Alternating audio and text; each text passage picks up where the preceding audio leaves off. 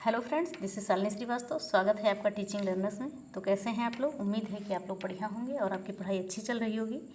तो जैसा कि मैंने आपको पिछले वीडियो में बताया था कि मैंने आपके टेलीग्राम चैनल पे जो है ये पीडीएफ डाल दी थी, इस बुक की पीडीएफ।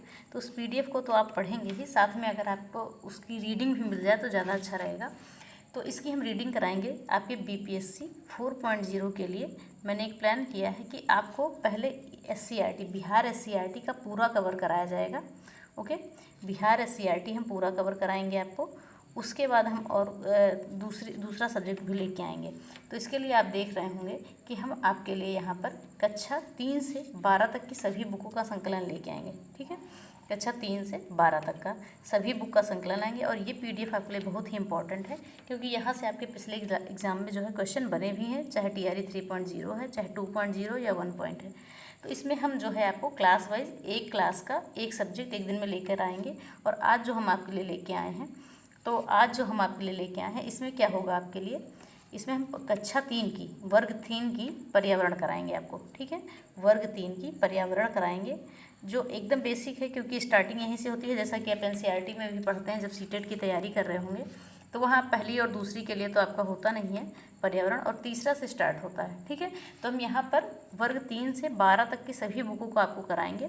और आज जो हम कराने वाले हैं आपको, आज हम कराने वाले हैं क्लास 3 का।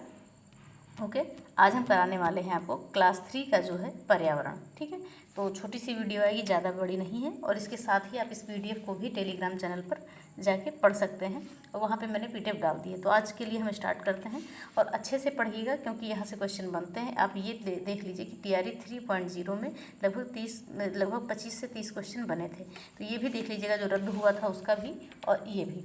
तो चलिए हम स्टार्ट करते हैं। तो हम ध्यान से देखते हैं, एक सेकेंड। ये देखिएगा, ये कक्षा 3 का आपका वर्ग 3 का जो है आपकी बुक है ये। ठीक है, तो चलिए हम आगे देखते हैं। यहाँ पर सीधे आते हैं चैप्टर पे। तो यहाँ पर लिखा हुआ है, सारे चैप्टर का नाम भी इसमें आपको बताया जाएगा। इसमें लिखा हुआ है, देखिए ये पीडीएफ बहुत अच्छी है, क्योंकि ये जिस भी टीचर के द्वारा बनाई गई है वो काबिल तारीफ़ है। तो हम देखते हैं कक्षा 3। अब यहाँ पर लिखा हुआ है कि कक्षा प्रथम और द्वितीय में गणित एवं हिंदी पाठ के साथ ही पर्यावरण संबंधी विचारों एवं समझ को समग्रता प्रदान करने के लिए बिना पर्यावरण नाम की चर्चा किए ही बच्चों की सोच विकसित करने का प्रयास किया गया है। तो आप देखते होंगे, जैसे कि पहला और दूसरा में है, तो पर्यावरण की कोई खास बुक नहीं होती, लेकिन उनको आसपास इधर जो है बिना पर्यावरण नाम के बच्चों को अपने आसपास की चीज़ों की चर्चा की जाती है। तो सीधा सा हम देखते हैं, यहाँ पर हम आते हैं। अब देख रहे हैं, पहली बार विद्यालय के कक्षा 3 में पर्यावरण को एक विषय के रूप में पढ़ाया जाता है। फिर हम आ जाते हैं कक्षा 3 की जो पर्यावरण की किताब है, इसमें पाठ 1 है आपकी चाचा की शादी, एक कविता है। ठीक है, तो इसमें क्या है, कुछ खास नहीं है। लिखा हुआ है कि ब्लड रिलेशन के सवाल बनते हैं, जो रीजनिंग में पूछा जाएगा, तो वो तो आप रीजनिंग में पढ़ेंगे ही। कुछ रिश्ते दिए हुए हैं, नाना मामा चाची। नाना यानी कि माँ के पिता, मामा यानी कि माँ का भाई, चाची यानी कि चाचा की पत्नी। तो यही सारी चीज़ें हैं। फिर हम आगे यहाँ पर देखते हैं, देखिएगा ध्यान से। दूसरा पार्ट है हमारा हमारा परिवार। ठीक है, हमारा परिवार। देखिए अभी आपको बेसिक लग रहा है, क्योंकि ये वर्ग 3 का है, तो जाहिर सी बात है बेसिक होगा, क्योंकि शुरुआत यहाँ से पर्यावरण की बच्चों के लिए हुई है। तो हमारा परिवार में जो आपके स्मरणीय बिंदु हैं, थोड़ा सा आप जिसको ध्यान दे सकते हैं, तो उसमें क्या है, दिया हुआ है आपका कि एकल परिवार क्या होता है। तो एकल परिवार में क्या होता है, माता पिता और उनके बच्चे होते हैं। ठीक है, माता पिता और उनका एक संतान होती है। अगर हम बात करें संयुक्त परिवार में, तो संयुक्त परिवार में दादा दादी, माता पिता, चाचा चाची, चचेरे भाई बहन, ये सारे लोग आ जाते हैं आपके संयुक्त परिवार में। ओके, अब यहाँ पर एक इम्पॉर्टेंट चीज़ दी गई है, उसको भी देखिएगा। लिखा है यहाँ पर, ध्यान दीजिएगा इसको, कि सिगरेट में 4000 रासायनिक तत्व, 200 ज्ञात विष और 60 कैंसर पैदा करने वाले एजेंट होते हैं। ये याद रखिएगा। ठीक है, यहाँ पर आपकी यही याद रखने वाली चीज़ है कि सिगरेट में 4000 रासायनिक तत्व, 200 ज्ञात विष और 60 कैंसर पैदा करने वाले एजेंट होते हैं। तो ये आपका दूसरे पार्ट में इतना ही था। अब हम आते हैं पार्ट 3 की बात करेंगे। तो पार्ट 3 है आपका पर्यावरण में, पार्ट 3 है जीव जंतुओं की दुनिया। तो यहाँ पर एक पहेली है, पहेली भी हम देख लेते हैं कि काली काली मैं मतवाली करती रहती हूँ जुगाली। तो क्या हुआ, भैंस। हरे हरे हैं मेरे पंख, लाल मेरी चोंच के रंग। क्या हुआ, तोता। टेढ़ा मेढ़ा चलता है, झाड़ बिल में रहता है। ये क्या हो गया, सांप हो गया।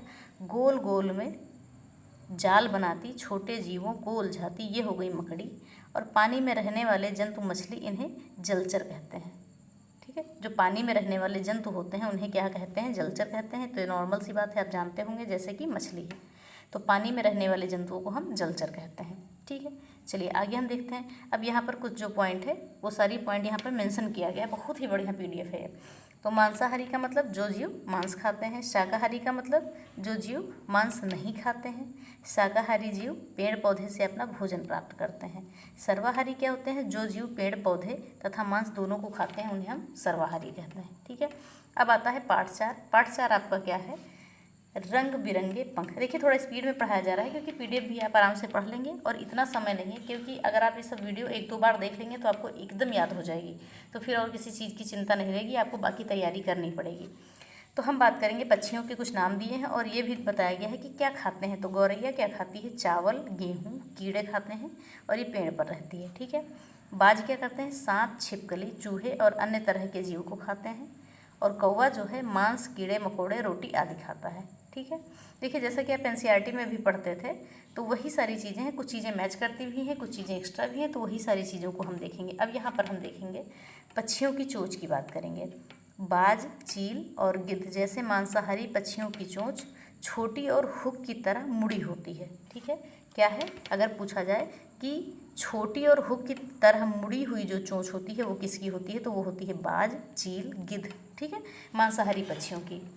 अगर हम यहाँ पर बात करें, तोते की चोंच घुमावदार होती है जो फल कुतरने में मदद करती है। ये पॉइंट याद रखिएगा, ऐसे पॉइंट से भी आपके कभी कभी क्वेश्चन बन जाते हैं।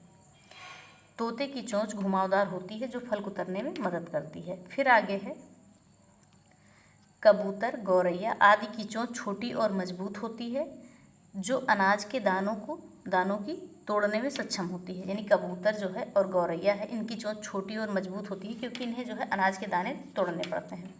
फिर आगे की अगर हम बात करें तो मिट्टी कीचड़ से कीड़े या अन्य छोटे छोटे जीवों को पकड़ने वाले पक्षियों की चोंच लंबी पतली सुई जैसी होती है। यानी कि कुछ पक्षियों की चोंच जो है लंबी होती है सुई जैसी, क्योंकि वो ज़मीन के अंदर से कीड़ों को निकालते हैं। चलिए अब हम आते हैं आगे। तो आगे हमारा जो पाठ है नया पाठ नहीं है, कुछ और है, वो भी देख लेते हैं।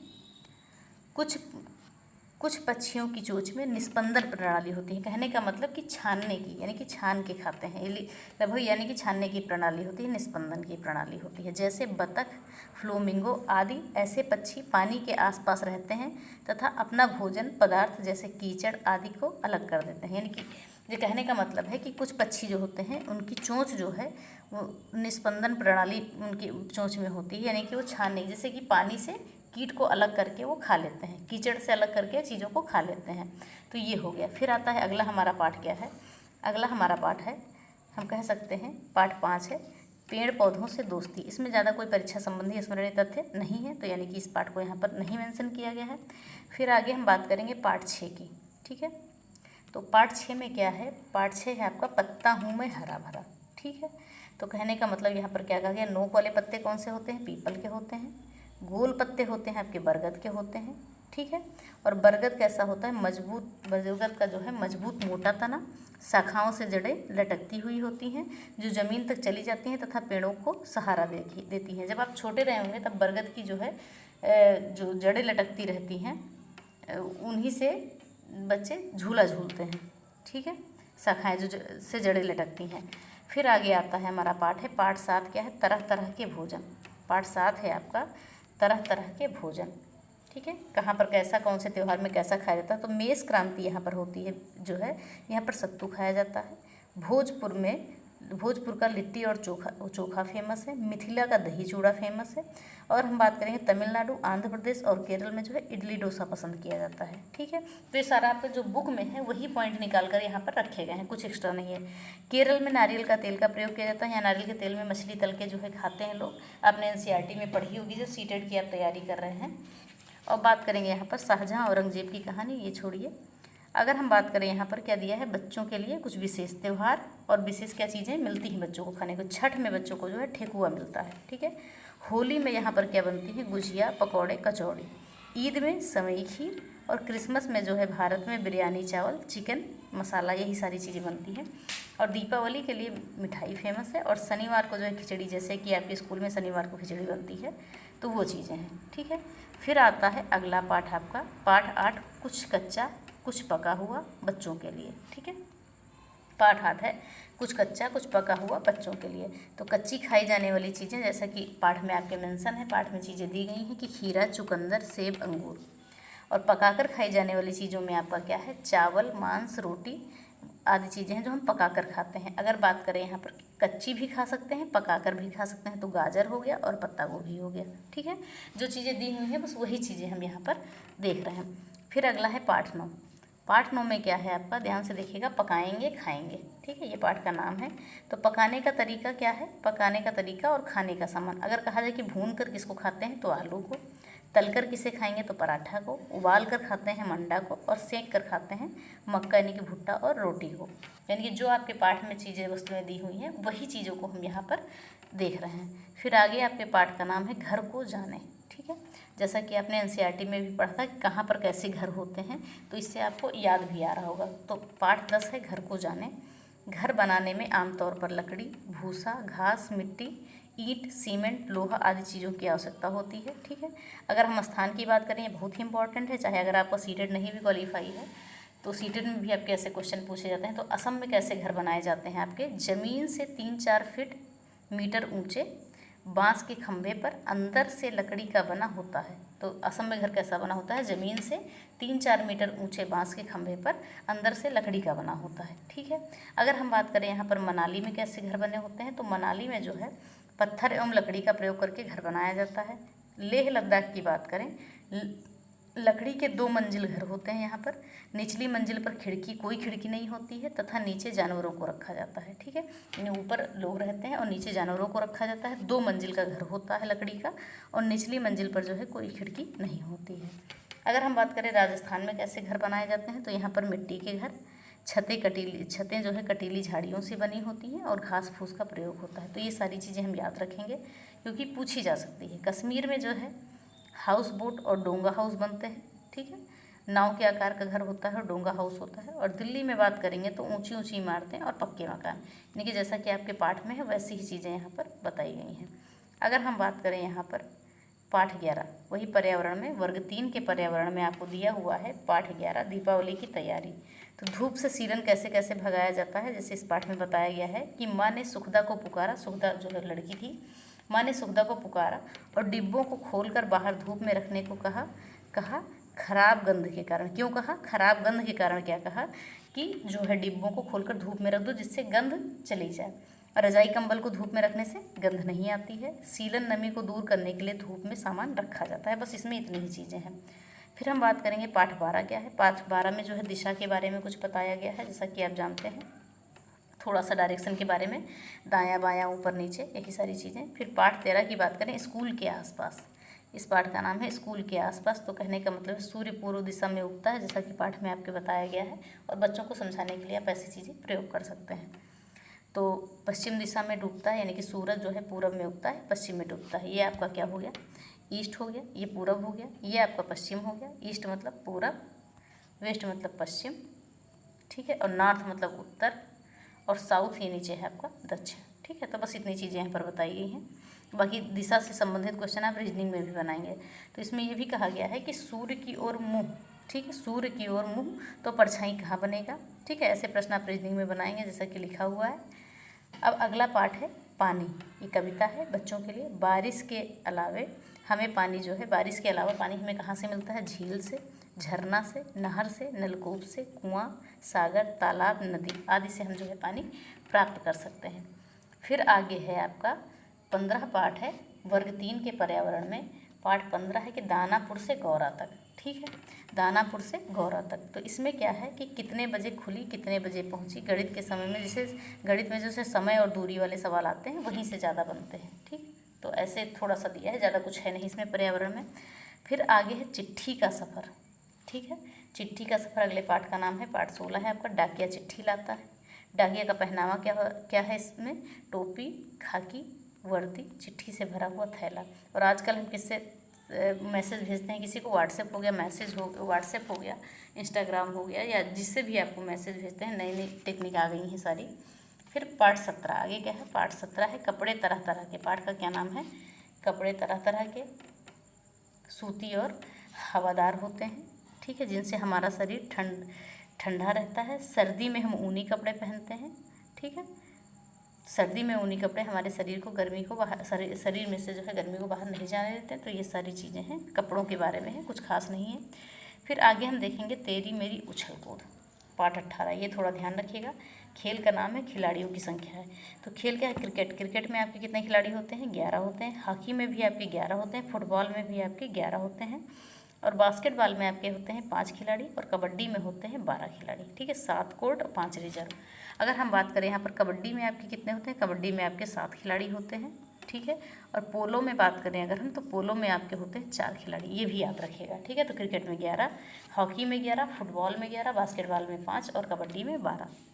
सॉरी, कबड्डी में 12, यहाँ पर मैंने 7 बोल दिया है, ठीक है। वैसे 7 होते हैं कोर्ट पे जो होते हैं, मैंने 7 सही बताया है। कोर्ट में 7 खिलाड़ी होते हैं और 5 रिजर्व में होते हैं कि जैसे किसी को चोट लग जाए या कुछ है तो बाकी खिलाड़ी खेल सकते हैं। अब देखिए आगे हम देखेंगे यहाँ पर, आगे आपका पाठ है पाठ 19, पर्यावरण का ही है। पाठ 19 कोशिश करके देख लें। तो इसमें क्या है कि जो लोग देख नहीं सकते वे छूकर व महसूस करके तथा सुनकर एक दूसरे की बातों को समझते हैं। जैसा कि आपने पढ़ा होगा जब आप डीएलएड कर रहे थे, उसमें आपने पढ़ा होगा, ब्रेल का नाम सुना होगा, ब्रेल लिपि का नाम सुना होगा। तो अगर हम बात करें कि लुई ब्रेल दिवस कब मनाया जाता है, 4 जनवरी को, कई बार पूछा जा चुका है, ठीक है। दृष्टिबाधित लोग जो है ब्रेल लिपि से पढ़ते हैं। इसमें क्या होते हैं, एक डॉट होते हैं, 6 डॉट होते हैं और उसी की सहायता से लोग पढ़ते हैं, ठीक है। लिखा हुआ है कि ब्रेल लिपि में 6 बिंदु होते हैं और इसके आविष्कारक कौन थे? लुईस ब्रेल थे।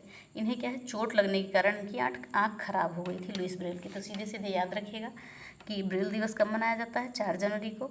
ये किसके लिए होता है? दृष्टिबाधित लोगों के पढ़ने के लिए होता है। इसमें 6 डॉट होते हैं या बिंदु होते हैं और आविष्कारक इसके थे लुईस ब्रेल, जिनकी आँख खराब हो गई थी चोट लगने के कारण। और ये रहने वाले कहाँ के थे? ये फ्रांस के रहने वाले थे जो बोल नहीं सकते थे, ठीक। और ये फ्रांस के रहने वाले थे। और बात करते हैं यहाँ पर कि जो बोल नहीं सकते हैं उनके लिए कौन सी भाषा हम प्रयोग करते हैं? तो संकेत भाषा प्रयोग करते हैं, ठीक है। ये चीज़ें हो गई। फिर हम पाठ 20 की बात करेंगे। पाठ 20 में आपके है कि आओ खेलें मिट्टी में। तो कुम्हार द्वारा मिट्टी की चीज़ें बनाने का सही क्रम क्या है?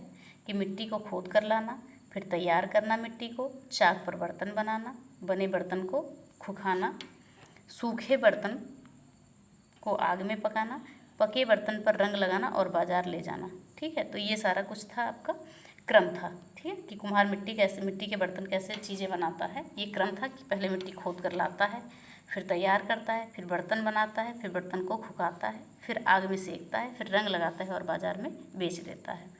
अगर हम यहाँ बात करें, फिर आगे दिया हुआ है कि अनुच्छेद 51 का, तो इसमें क्या हमारे मौलिक कर्तव्य हैं जिनकी संख्या क्या है? 11 है, ठीक है। तो ये सारी चीज़ें आप पॉलिटी में भी पढ़ेंगे।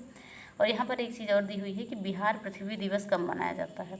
तो 9 अगस्त को मनाया जाता है। अगर बिहार दिवस की बात करें तो 22 मार्च को मनाया जाता है, ठीक है। शायद 22 मार्च ही है, देख लीजिएगा। और भारत में पाई जाने वाली मिट्टी के बारे में कुछ दिया हुआ है कि भारत में कौन कौन सी मिट्टी पाई जाती है? जलोढ़ मिट्टी, लाल मिट्टी, काली मिट्टी, लेटराइट मिट्टी। अगर पूछा जाए कि बिहार में किस प्रकार की मिट्टी सबसे ज़्यादा पाई जाती है, तो जलोढ़ मिट्टी, ठीक है।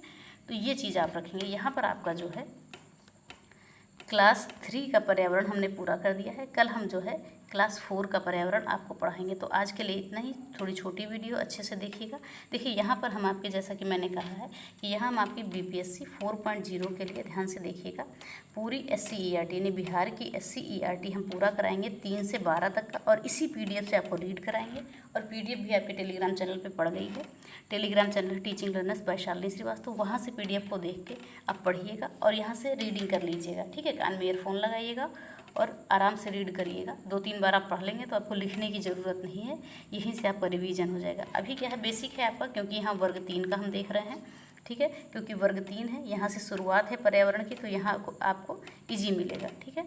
और आगे जैसे हम बढ़ते जाएंगे वैसे लेवल बढ़ता जाएगा, क्योंकि यहाँ का भी लेवल अच्छा है। जैसा कि आप NCERT पढ़ते हैं तो NCERT भी पढ़ते रहिएगा, क्योंकि पुरानी NCERT से आपके बहुत ज़्यादा क्वेश्चन बनेंगे। 6 से 10 तक आपको NCERT तैयार करनी है और मेरे से जो हो पाएगा वो चीज़ें आपको यहाँ पर प्रोवाइड कराई जाएंगी। जैसा कि मैंने कहा है कि जैसे इकोनॉमिक्स आपको अगर कहीं अच्छी नहीं मिल रही है तो 2-4-5 वीडियो में हम आपको 1 लाइनर इकोनॉमिक्स NCERT की करा देंगे। वहाँ से आपको बाहर क्वेश्चन कहीं नहीं जाएगा। ये अगर 2-4-5 क्वेश्चन आ रहे हैं तो वो यहीं से आ जाएंगे। और पॉलिटी भी आपको 1 लाइनर करा दी जाएगी और जैसा देखा जाएगा वैसे ही चीज़ें की जाएंगी। जैसे मेरे पास अरेंजमेंट होगा चीज़ों का वैसे हम आपको करा देंगे, ठीक है।